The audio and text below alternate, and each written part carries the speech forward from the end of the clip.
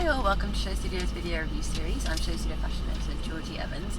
It's little old me reporting on COMME Garçons Spring Summer 20 at the moment, and woof, what a show to be reporting on. So the menswear show very much in conjunction with this one. So the menswear show back in June, I believe it was in kind of act one of 3 acts that we're going to see from Rei Kawakubo in this COMME Garçons kind of thread.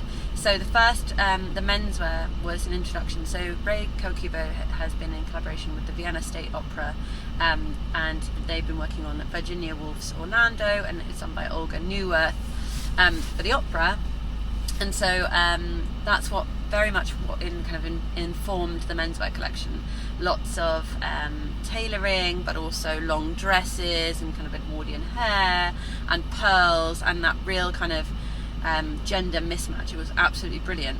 This collection is act 2 of 3, so the third act will be in December 2019, and I believe with the opera. And so this was kind of a cacophony of beautiful, fantastic Edwardian. It made me feel a bit princessy and fantasy. It was very much kind of courtside treats, if that makes any sense. So what follows is just beautiful garments. So we have beautiful, I'm going to say beautiful a lot, kind of round, rotund, in typical COMME style, in pinks and fleshy magentas. One look which was absolutely sublime, which sent everyone smiling, was a bright pink, kind of hot pink suit with shorts underneath. And now these are very clever shorts, because in some realms they could be a skirt, in some realms they could be a short. So they are satin, as is the coat, with 2 holes in the legs and then a kind of hole underneath. So I think if you sat down or splayed your legs, you might be flashing someone. So it is kind of a skirt skort, but in a very interesting way. And they're kind of midi shorts as well. And then over the top of that, a lovely, beautiful long line pink satin coat with tiny little short sleeves, but it was worn over the shoulder. And the shoes as well, kind of dainty, almost Mary Jane's, but without a strap. And the heel is leather, but it's been shrugged and wrinkled, so it's kind of like fabric all shrunk together, which I thought was just brilliant, and adds a kind of tactility that you're not expecting, because it's leather but it looks like fabric.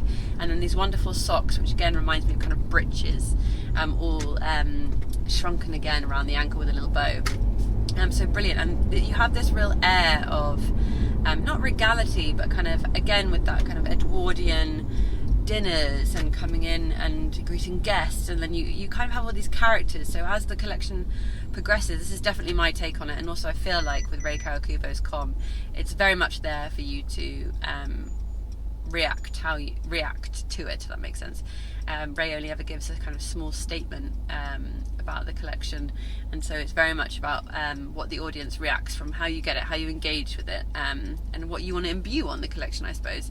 It's always a bit foolish to try and unpick it too much or put too much narrative on it, because ultimately it's just a collection of splendour. Anyway, so my slight narrative, what I was getting is the hair was wonderful and pink and twisted up and flowing down the back, and it almost gave me a feeling of Maleficent from Sleeping Beauty, and it had that slight romantic princess element to it. But then just as you kind of get lost in the romance with bulbous pinks and slight tiny leopard prints, and wonderful jackets, those most beautiful red long line coat. Again, long line seems to be a thing this season, with organza roses on it, and again that kind of makes you feel of fantasy and roses and romance. And it's much less about that kind of gender switching, if we can even say that, from the menswear, much less about a typical menswear wearing typical womenswear, and this was certainly not womenswear wearing typical menswear. I will say that actually some of the garments felt quite yonic. Some of the kind of capes, almost in light pinks, they were ruffled to the point of oblivion all the way up, and round the side all the way under, with the way they were shaped was quite yonic, I would say, which I really enjoyed, because I think when you're referencing Virginia Woolf, it's always good to get some feminist feminist iconography in there, and some just beautifully dark looks as well later on. And this is why I started to feel kind of Edwardian court and jesters, because we had all these wonderful queens and the blue kind of jacquards that came in and cropped and then hugely bulbous underneath, slightly made me feel what's that film, The Favourite-esque. Lots of bustling skirts, and then later on in the black section we have slightly more toned down to fit the form, but there's almost breastplates, and that makes me feel a little bit more kind of soldiers and protection, and then also a wonderful kind of ringed ruff around the waist. I know ruffs are for the neck, but imagine a kind of ringed, almost a rubber ring kind of attached to the front of the model, and as she walks it just has that real motion to it. All of this, as usual with the COMME collection, has a real kind of power and motion, and just watching the models move, and sometimes you can see an arm, sometimes you can't, sometimes they're tucked in, sometimes they're not. Normally I don't necessarily like it when a model's arms aren't free, because I think if they fall they're not going to be able to protect themselves, but there was something really poetic about the way these kind of clothes enveloped the models, and it kind of felt like a powerful move rather than a restricting move. So just a beautiful, beautiful collection. I've said beautiful like 8 bajillion times in this review, I'm so sorry. But just really lovely, and I love that. My favourite thing with Rei and COMME is that you can kind of push your own narrative, and I really got this fantasia. I mean, most of COMME is a fantasia, but it just felt so strong and wonderful and really empowering, but also really emotive. That magenta pink, hot pink look, I think literally sent everyone into a tizzy, and there's quite a few tears I saw as well.